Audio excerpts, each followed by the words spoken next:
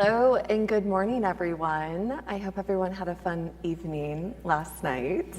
I'm Laura Meyer, and I'm the founder and CEO of Envision Horizons. This next 30 minutes is going to be jam-packed. I'm going to start with a brief overview of the subscription state of things, have an amazing fireside chat with a very successful brand, and then I'll close with some live case studies. And we do have a guide that you can take with you with some actionable plans. But first, I have to get something off my chest. I have something to confess. I have been deleting and canceling subscriptions. I know, kind of taboo to admit at this conference, but it's something that has really wreaked havoc on this industry. When I went to cancel subscriptions, it was a headache. I was sent to chatbots. I had to call customer service. One company even tried to upsell me as I was attempting to cancel. And so why is this a problem for our industry? Well, it's because it ruins the customer experience. Subscriptions now, people second guess, right? Do I want to deal with this? This is more work. And sometimes, and I hate to say it, subscriptions can really feel like a gotcha moment, or dare I say even a scam in some cases. So I want to ask the audience, I want to make things interactive today. So how many of you, raise your hands, actively know how many subscriptions your credit card is signed up for? Okay, so we have a few type A people in the audience. Now, how many of you have had the experience of having a box arrive at your doorfront or that miscellaneous $14.99 on your credit card that you have no idea what it's for? We've all been there, and it's why Rocket Money has a business and they can sleep well at night, right? It's a lot of work to manage subscriptions as a customer. And it's ironic because subscriptions were designed to make the experience easier, to make it a convenience. But now we have to manage it. The cadence, the finding passwords, God forbid, passwords are so frustrating. Let's talk about the irony, right? D2C subscriptions were truly designed to be the convenience for the customer, and now it's just this cluttered experience. But there is a program that is more of a unified experience for customers. And based on the title of this presentation, I'm sure you can guess that it's Amazon Subscribe and Save. You can cancel in a few clicks, you can adjust your timing, and you can really foster it to your lifestyle needs. So there's always that battle of Amazon versus D2C. Some brands have the idea that Amazon is a discount retailer, but the reality of it is that Amazon is a convenience retailer. And in this state of competitive customer acquisition, it's about finding your customers where they shop, when they shop, and for what they want to shop for.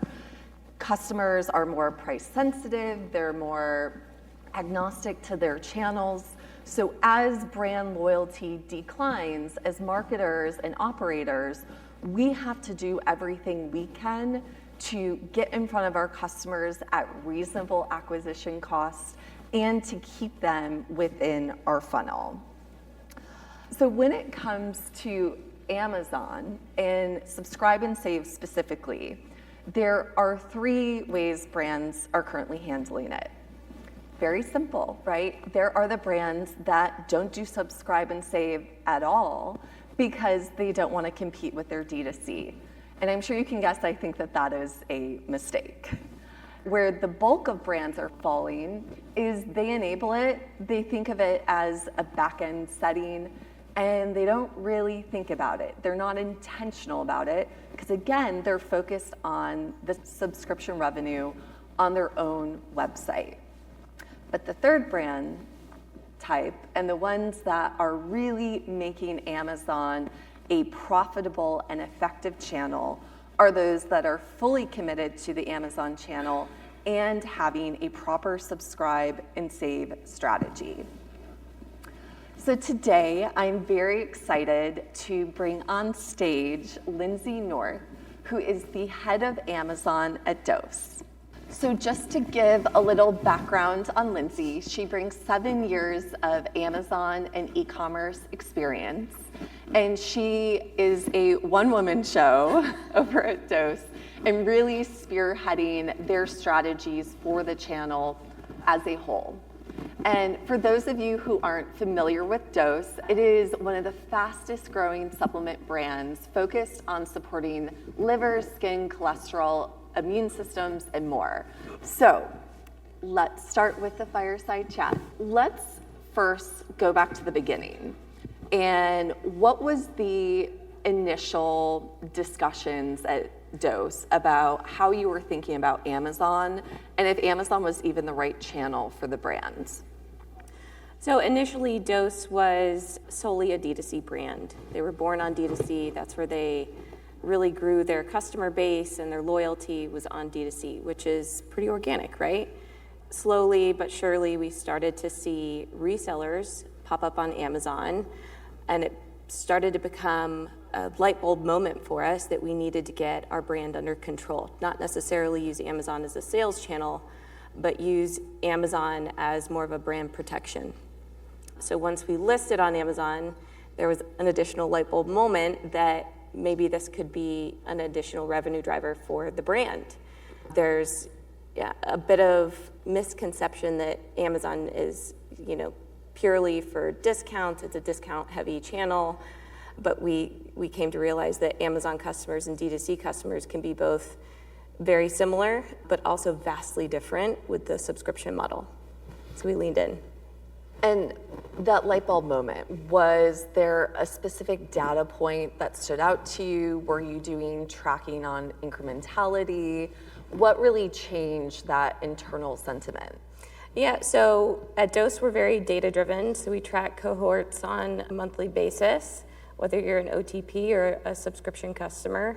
We track the life cycle of each of those. We realized that Amazon, which is traditionally not a sticky channel, you get a lot of people who come and do a one-time purchase or do a subscription and then completely fall off. We realized that there was stickiness. The majority of that was led by our efforts at driving traffic and awareness externally, and customers appreciate Amazon because of the speediness of getting their product in 1 to 2 business days or even same day. And how long were you selling on Amazon before you decided to really commit to the subscribe and save program? It's just a couple months. For us, we didn't want it to just be an all or nothing with Amazon just being a one-time purchase channel. We lean into subscription on D2C, and we thought, hey, maybe we can make Amazon a subscription channel, but we don't want to just set it and forget it. We want to really lean in and have some sort of strategy behind growing subscriptions on Amazon. So it can be a different scale, but still a very profitable lifetime value channel for the brand. And when it comes to Amazon, there's always the debate. Do it all in-house? Do we hire an agency? How do we rightfully staff the channel? So how did Dose come up with the decision to partner with an agency? So like you said before, I'm my own person for Amazon. I'm a wolf pack of one. I'm a subject matter expert in quite a few things, but rightfully so, paid media. I wanted to farm it out to an agency that does this every single day, every minute of every day. They live and breathe it.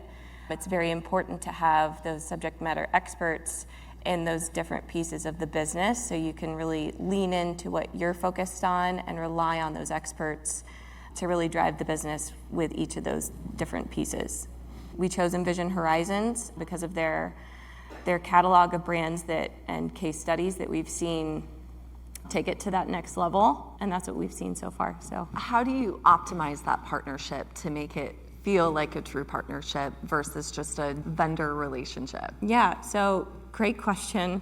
I've been through agency relationships where it's very robotic. This is what we've done, this is what we're doing. You have a meeting every week or 2 weeks, and it's the same slides, it's the same updates. For Dose, and for me particularly, we were looking for a strategic partner, someone that was not just gonna check a box or, change some bids here and there. They were thinking, but what's next? Are there betas we can get in on so we can test and learn? My mentality is I want to fail fast so I can optimize ahead of our competition. And with that comes testing and learning and making sure that we're always ahead. So that's what we were looking for. It's not just an agency and brand relationship. For us, it's a strategic partner in growing the business to new horizons. There we go.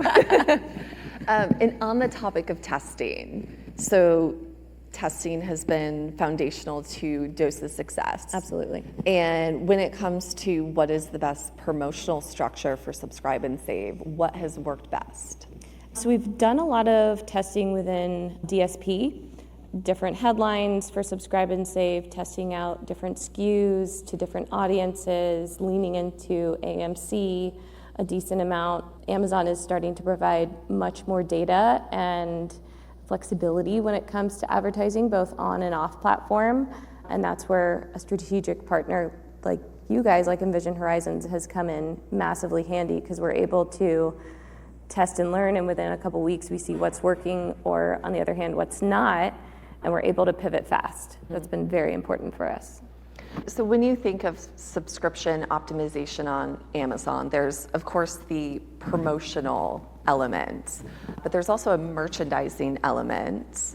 And Dose has been rolling out new products in the last year. So what are some other variables that brands can potentially think of to optimize Subscribe and Save beyond just 5%, 10% promotion? We've got our evergreen 10% discount on our products on Amazon. That's just the typical subscription model. Amazon also has first-time subscription coupons, which are stackable with that traditional evergreen model. So we're going to be testing out that. But with anything with Dose, we're, again, very data-driven.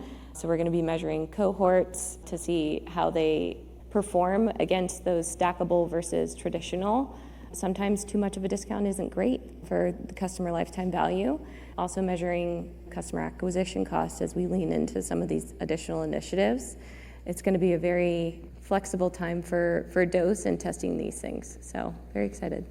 What are some of your favorite tools? What are you really leaning into to have those data sets to then make these actionable decisions? Yeah, so similar to hiring an agency for our paid media, we have different partners, both full-time staff as well as agencies that help us manipulate that data to help us understand each of those customers. Each month we're measuring OTP versus subscription, and what does that mean if someone comes back and they're not subscribing, and how do we get them in as a subscriber? So it's a lot of understanding the data, understanding your customer, but also having a great product that makes people organically want to come back and subscribe anyways. It's also very helpful.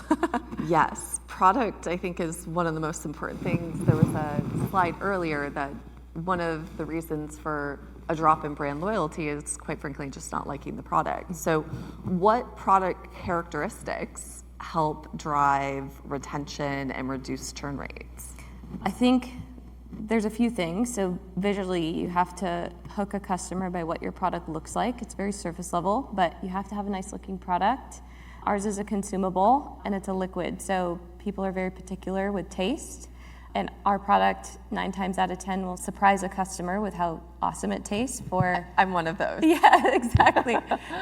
For a liver supplement, we get customers saying all the time, this tastes like orange juice, our liver product. And for me, it does. It's quite the treat every day.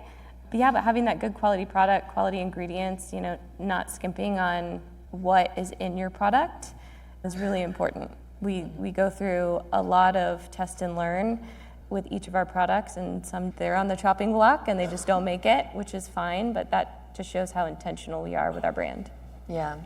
And so a big part about driving subscriptions, of course, is lowering the CAC compared to your LTV. And we were talking about this earlier. Dose has basically perfected the social media acquisition channel. So how is Dose thinking from more of an omni-channel perspective, how all of these different investments are working together to drive the larger flywheel? First and foremost, you have to understand your customer, you have to understand your demographic, and your external marketing should speak to that, but you should also have, with any good business, I should be telling you guys this because you understand, but you have to have iterations, you have to figure out what works and then, continually refreshing the system.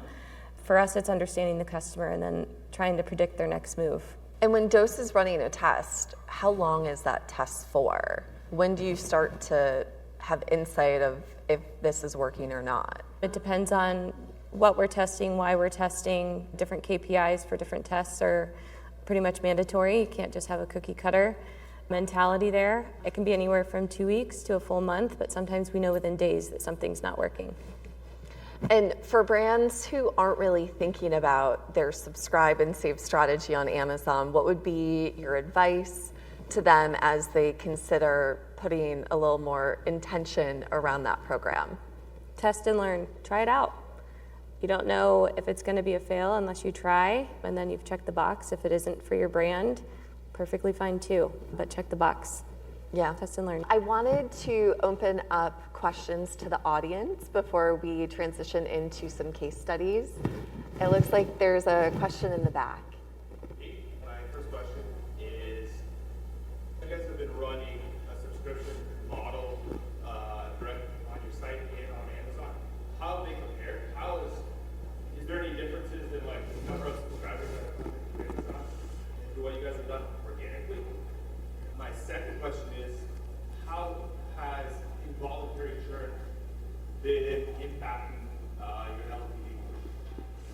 So our D2C subscription customer is much different than our Amazon subscription customer. That's pretty easy to say. D2C is just much more loyal, so you see a higher lifetime value there. I think that's pretty much with the majority of brands. So there's obvious churn when people see that we are available on Amazon. So the customer leaves D2C to come to Amazon. Thankfully for Dose, the majority of them will just subscribe on Amazon. It's more of a convenience play than a churn from D2C to Amazon. Curious what your retention rate is for subscribing to save on Amazon versus on your website. It's comparable. Without getting into specifics, it's comparable, but D2C is always going to be better. Last question. I'm curious what you see in terms of different discount strategies. Right now you've got 10% off. Have you tried anything more aggressive? Dose prides itself on not being a discount-heavy brand, so we will likely cap it at that 10 for just evergreen subscription on Amazon, with some testing coming later this year on the first-time subscription coupon, but that will likely be the max. We don't want a customer to hold their purchase and wait for a sale that they know will be coming in 6 to 8 weeks. We have a good quality product and we know we can sell it as is. Lindsay, thank you so much for participating in the Yes. Fireside Chat. We're going to go over some case studies, thank you, to share some additional examples. So you mentioned what happens when you have other forms of subscribe and save strategies beyond what Dose is doing with the 10%. The first big thing to highlight is that through our studies at our agency, we have found that the subscribe and save customer is worth 3 times more than your regular order customer. No surprise there, of course. And the key thing as well is that the CAC to acquire these customers can sometimes be significantly less than what they are even on your D2C. So as an agency, we work with several categories, everything from pet, beauty, personal care, and so forth. So I have 2 case studies here. The first is for a well-known beauty brand. And this was a brand that hadn't really been thinking about Amazon subscribe and save. And one thing that's also very important to note is that Amazon will co-fund up to 5% of a subscribe and save discount. So in the example of this beauty brand, they made the decision to as a seller, fund 5%, and then Amazon co-funds the other 5%. So from a consumer perspective, they're getting a 10% discount. And what we saw when we rolled out this very entry-level strategy, not being overly aggressive from a promotional standpoint, is that their subscribe and save penetration of sales went from 3.3% to 8.1%, and their conversion rate on their advertising and product detail pages increased from 2% to 4.5%.